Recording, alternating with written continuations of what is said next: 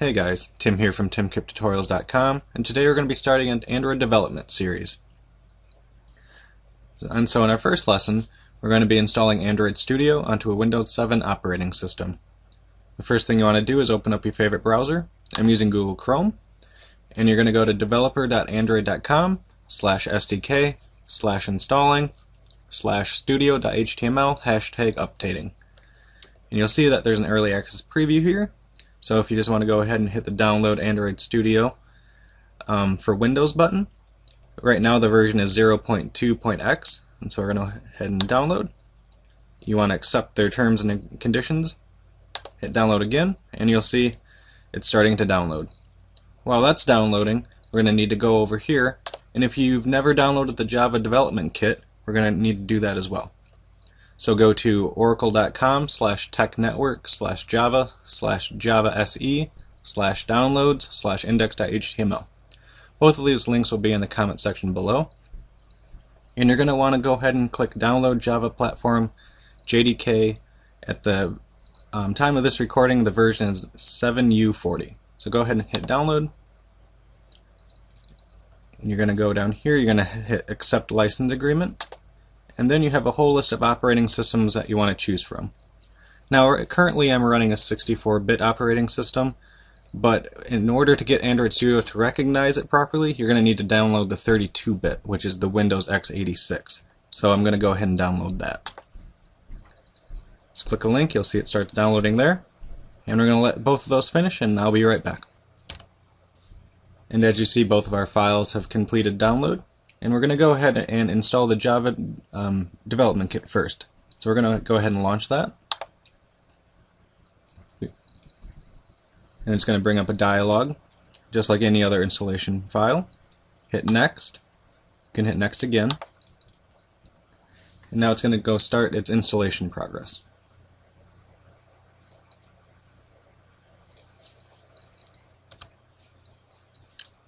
Okay, now it asks us where we want to install.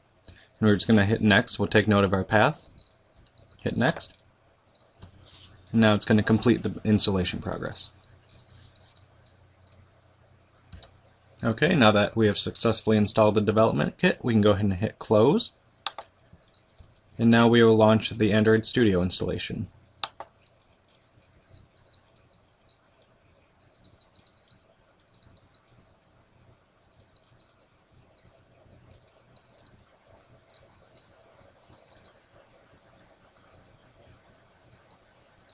Okay, we're just going to hit Next,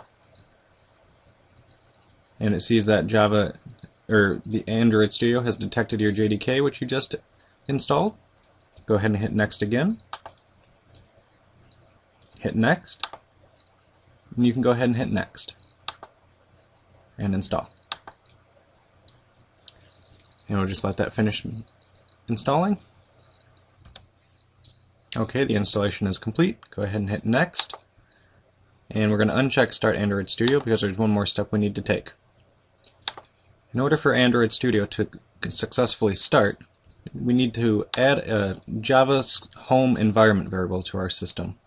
So what that means is we're going to need to locate our Java JDK environment or development kit that we just installed, which mine was in C, Program Files 86, Java, and JRE7. So I'm going to go here, I'm going to copy that address, hit Control-C or right-click and say copy, and then we're going to click on the Start menu, right-click on Computer, go to Properties, go to Advanced System Settings, go down here and click Environment Variables, and then on the bottom under System Variables we're going to hit New.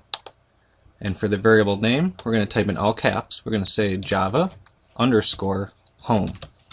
And then for the value of the variable, we're just going to paste in our path that we just copied. Hit OK. Hit OK again. Hit OK. We can close out all of our windows here. And now we can go start Android Studio. All programs, Android Studio, Android Studio. And so apparently it came up with the error that says no JVM installation found. Please install a 64-bit JDK. Okay, so since I do have a 64-bit computer, I also need to download the 64-bit Java Development Kit as well. So you need to download both the 32 for the installer to recognize it, and the 64-bit for the computer. It's a little confusing, but it's the only way I figured out how to get it to work. So I'm going to go back to the Oracle website, back to the downloads page, hit download again, accept license agreement one more time, and this time I'm going to click on the 64-bit version. And we're going to let that download. Now that our download is complete, we're going to go ahead and install the 64-bit JDK.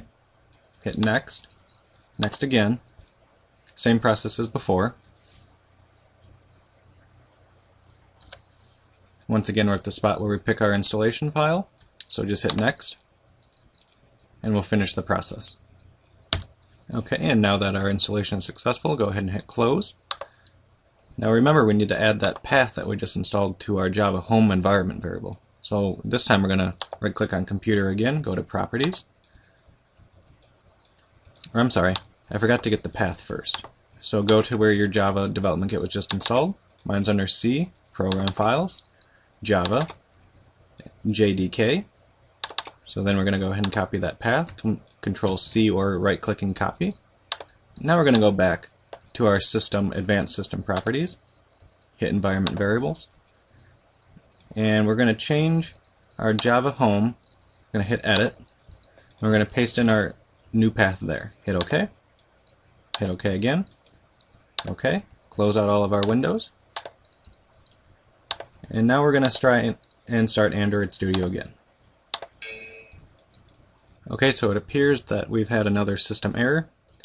And since I'm installing Android Studio on a fresh install of Windows 7, I have not updated all of my Microsoft Runtime applications yet, and so it cannot find this msvcr100.dll file. In order to fix this problem, you can go to microsoft.com/ed-us/downloads/details.aspx ? ID = 14632, and I'm downloading for the 64-bit. And I'm just going to go ahead and hit download.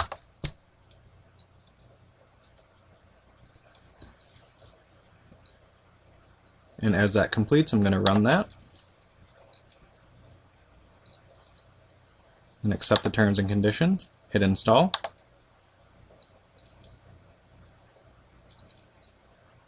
Okay, the installation is complete. Hit finish. Close out Google Chrome here.